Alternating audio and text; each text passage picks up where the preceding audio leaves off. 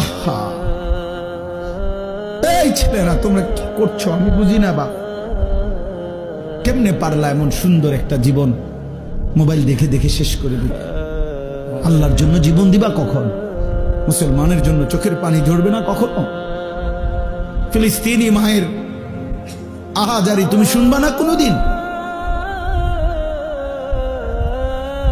মজলুমানের আহাজারি পৌঁছবে না কোনোদিন তোমার কানে?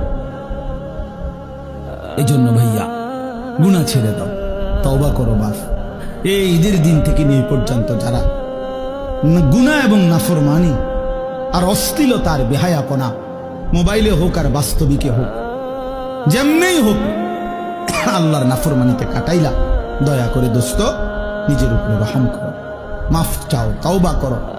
ভুল হয়েছে, এটা ভুল হয়েছে, এটা ভুল করেছ, এটা উচিত হয় নাই। আল্লাহকে এভাবে নারাজ করিলে একদিন মৃত্যু হবেই, সেদিন কিন্তু কবরে কষ্ট হবে।